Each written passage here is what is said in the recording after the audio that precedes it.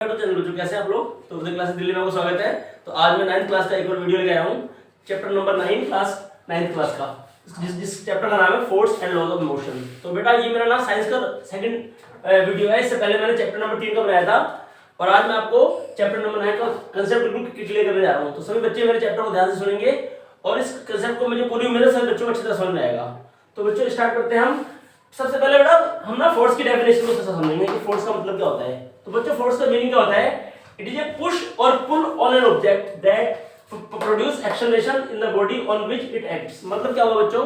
Simple सी बात है बच्चों, ये कोई टेबल है मान लिया, इस टेबल को हम लोग पुश करते हैं या पुल करते हैं, खींचते हैं या उसको हम धक्का मारते हैं। तो इसका मतलब ये ऑब्जेक्ट हो गया हमारा, ठीक है बच्चों, ये ऑब्जेक्ट हो गया। इसको अगर मैं पुश करता हूं या मैं इसको पुल करता हूं तो क्या करेगा बच्चों? इसमें थोड़ा सा एक्सेलरेशन आएगा, क्योंकि वो पहले किस स्टेट में था, वो पहले वो रेस्ट की स्टेट में था वो। और जब मैंने इसके ऊपर पुश करा या मैंने इसको पुल किया तो इस बॉडी के ऊपर क्या लगा बच्चों? इसके ऊपर एक्सेलरेशन आएगा ऑटोमेटिकली, क्योंकि मैंने इसके ऊपर क्या करा? पुश किया है मैंने। मतलब सिंपल सी बात है, किसी चीज को धक्का मारना या किसी चीज को खींचना।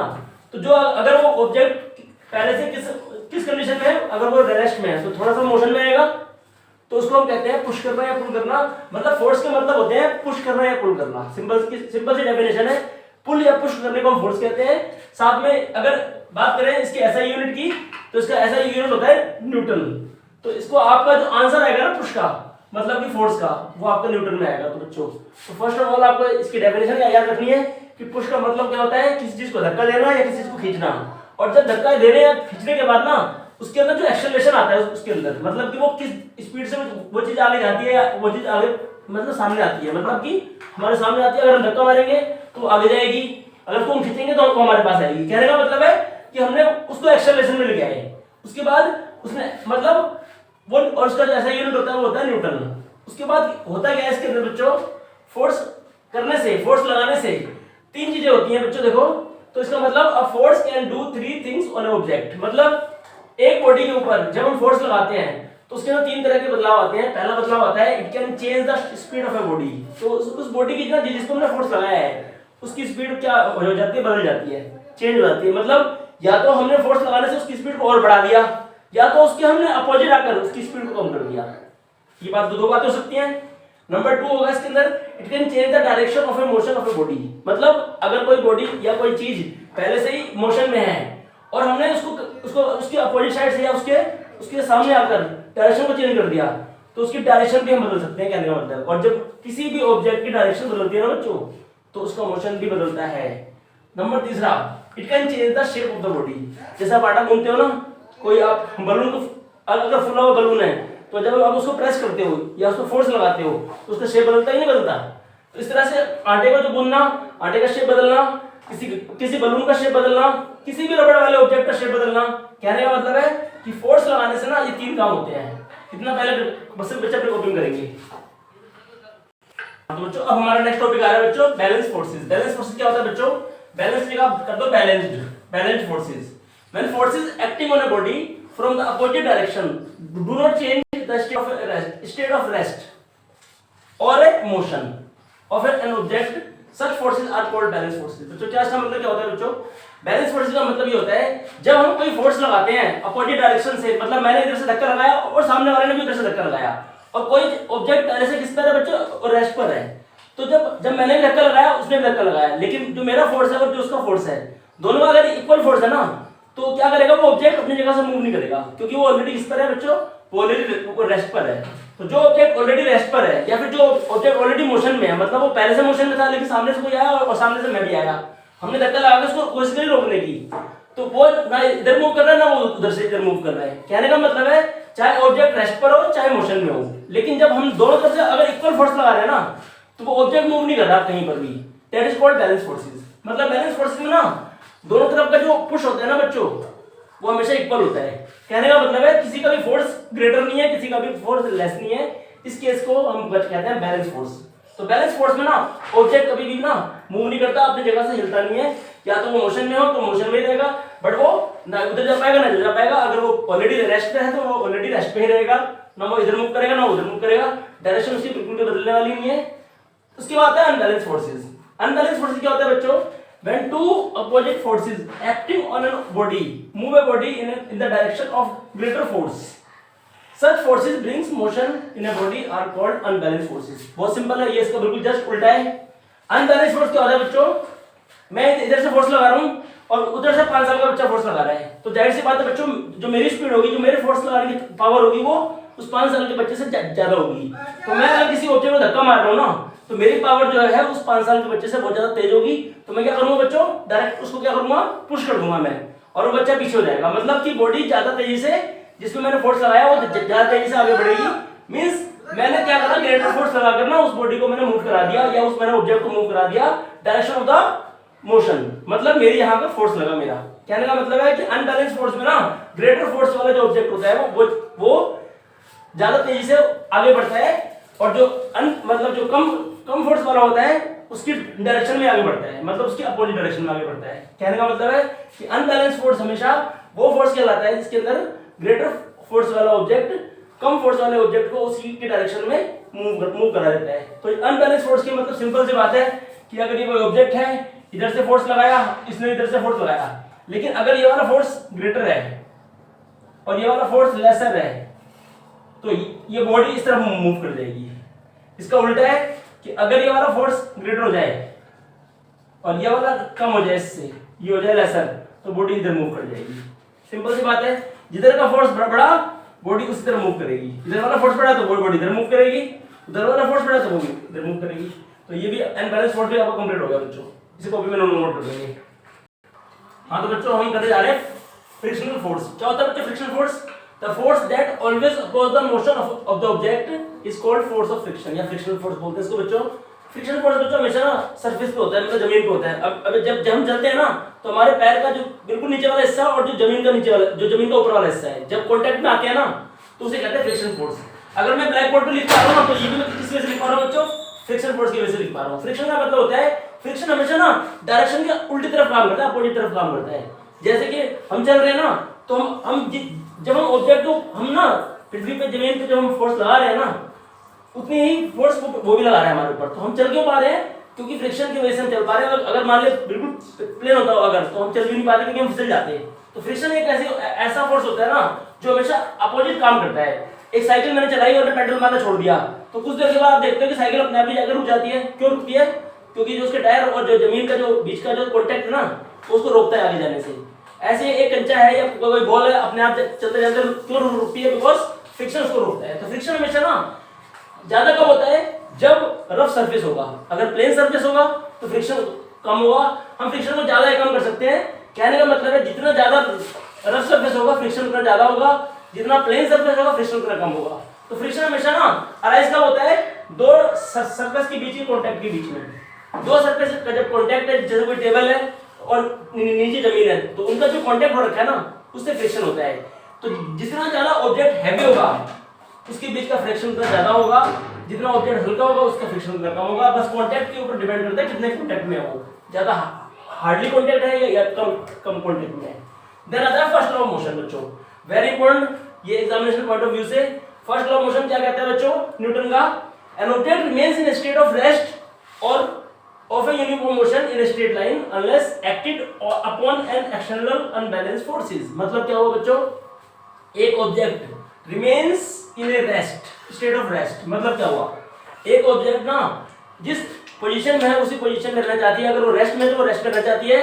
और of uniform motion in straight line. अगर कोई ऑब्जेक्ट पहले से स्ट्रेट लाइन में मोशन में है तो वो स्ट्रेट लाइन के मोशन में ही रहना चाहती हो, जब तक उसके ऊपर आप कोई एक्सटर्नल फोर्स उसके ऊपर काम ना करे, या उसको कोई रोकने के लिए या कोई उसको पुश करने के लिए काम ना करे. कहने का मतलब है अगर कोई ऑब्जेक्ट रेस्ट में है ना, तो हमेशा रेस्ट में रहना चाहेगी.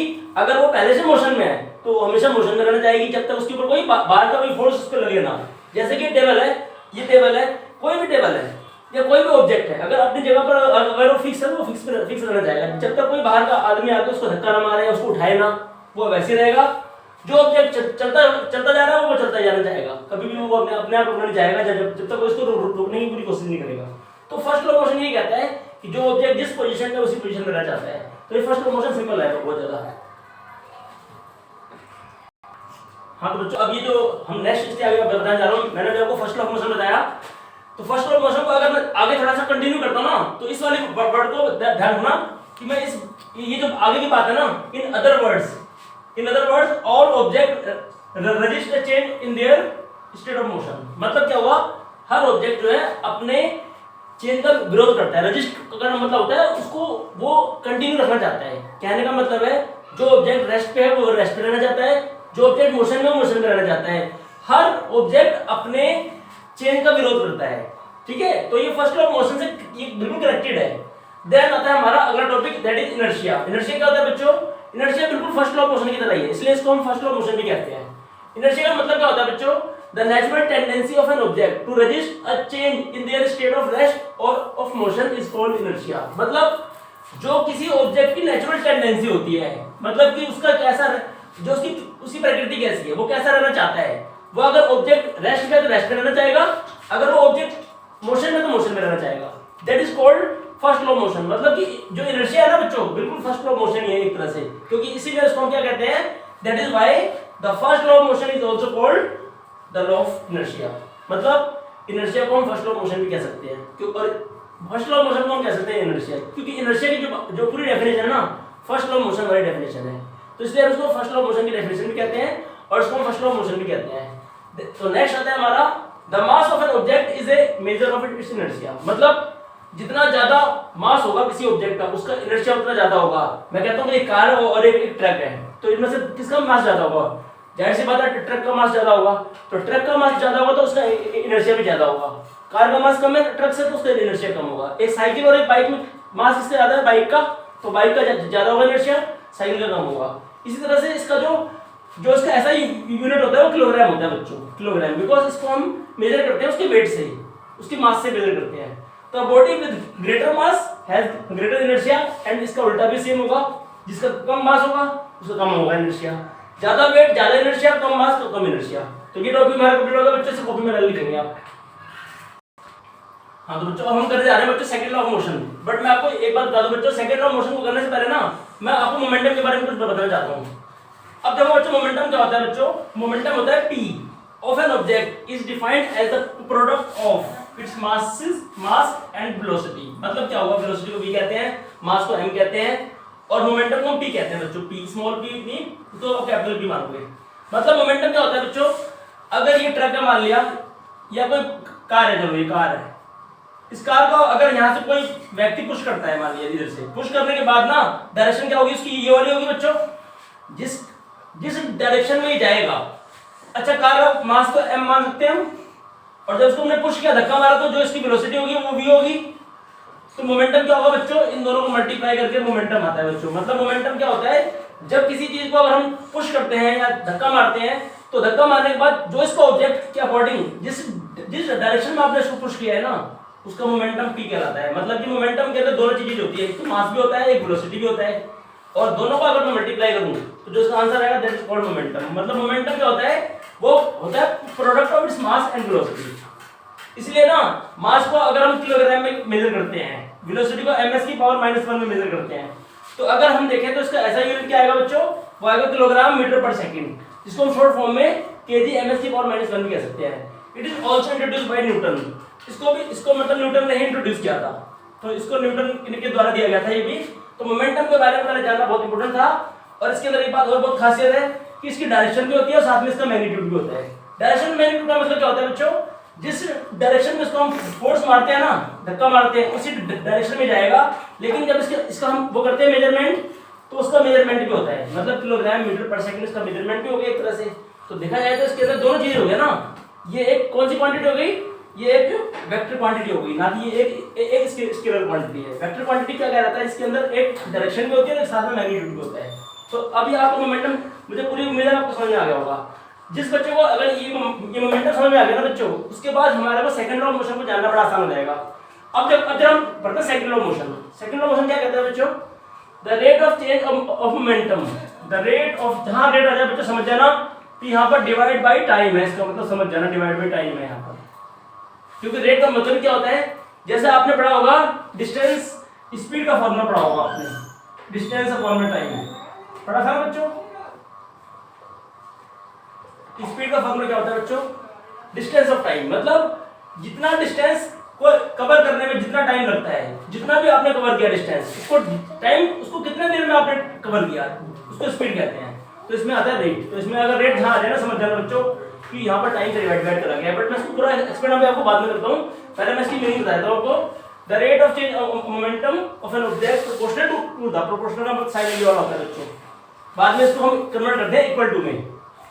The rate of change of momentum of an object is proportional to the applied unbalance force in the direction of motion. मतलब जो भी आपके मोमेंटम में बदलाव होगा, जिस रेट से बदलाव होगा, वो किसके इक्वल होगा, वो अनबैलेंस फोर्स के is directly proportional to the unbalance applied unbalance force in the direction of motion. इसको मैं पूरी तरह से अभी क्लियर करूंगा, इसके बाद पहले से कॉपी में सब बच्चे करेंगे नोट इसको।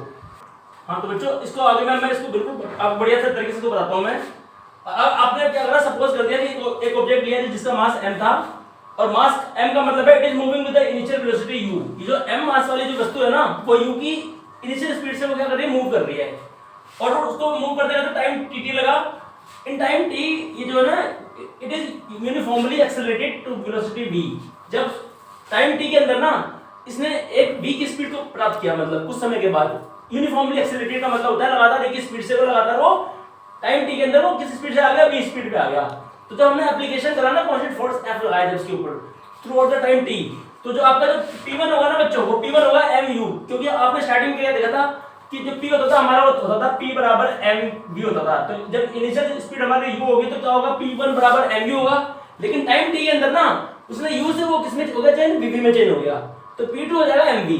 तो अगर हम देखें कि चेंज ऑफ मोमेंटम क्या होगा, चेंज का मतलब क्या होता है, P2 माइनस P1, मतलब पहले की स्पीड और बाद की स्पीड में कितना फर्क हो गया, mv माइनस में mu, मतलब बाद वाली स्पीड, मतलब बाद वाला मोमेंटम ये था और पहले वाला मोमेंटम ये था, तो बाद वाले में से हम पहले वाले को माइनस कर देंगे। P2 माइनस P1 को बोलते हैं change in momentum. mv minus में mu, बिकॉज़ P2 की वैल्यू mv है और P1 की वैल्यू mu है। इसमें से हम m कॉमन निकालेंगे बच्चों, क्योंकि m के मास तो दोनों सेम है, फर्क इसमें है उनकी जो वेलोसिटी है उसमें फर्क है। तो यहाँ से v बच गया, यहाँ से u बच गया, तो mv माइनस u हो गया। The rate of change of momentum का मतलब होता है टाइम से इसको डिवाइड कर देंगे, क्योंकि ये ऐसा करने में कुछ टाइम भी लगा होगा, इसकी स्पीड को u को v में लाने में ना टाइम लगा होगा t, तो उसको बोलते हैं rate of change of momentum. तो is directly proportional to mv minus u upon t। अब आपको एक बात और पता है बच्चों, ये है क्या, ये जो rate of change of momentum है, ये कोई ना फोर्स लगाने से हुआ होगा, तो ये डायरेक्टली प्रोपोर्शनल का मतलब फोर्स के इक्वल होगा ये, बिकॉज इसमें फोर्स लगाने के बाद वो u किसमें आया होगा, v में आया होगा, तो ये फोर्स के अप्लाई इक्वल होगा। और आपको एक बात और पता है कि बच्चों ये जो v minus u upon t होता है ना, वो एक्सेलरेशन होता है हमारा। तो अगले स्टेप में ना इस पूरे की जगह हम v minus u upon t की जगह हम a पुट कर देंगे, तो ये बन जाएगा ma। बट ये k कहां से आया, जब ये हम कांस्टेंट ऑफ प्रोपोर्शनैलिटी इसको हटाते हैं तो उसके बराबर इक्वल टू लगाते हैं। देखो k is the constant of proportionality, इस वाली बात को ध्यान रखना, इसकी जगह क्या आ जाएगा। इसके बाद एनसीईआरटी के अंदर बच्चों आपको एक लाइन लिखी हुई है, इसको हम फोर्स को इक्वल टू ma कर देंगे। क्यों कर देंगे बच्चों, यहाँ पर एक लाइन लिखी है, ध्यान रखना, the quantity k is a constant of proportionality, that's the unit of mass of acceleration are kg and ms की power -2। The unit of force is so chosen that the value of k is constant becomes 1। मतलब कि हमें कुछ ऐसी value लेनी पड़ेगी कि जिससे कि k हमारा 1 बन जाए।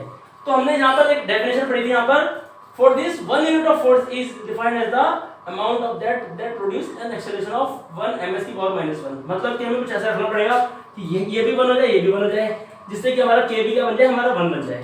तो इस तरह से हमें क्या करना पड़ेगा, k को उठा के m में करना पड़ेगा, जिससे कि हमारा ये आ जाएगा कंप्लीट। तो ये हमारा सेकंड ऑफ मोशन कंप्लीट हो गया बच्चों।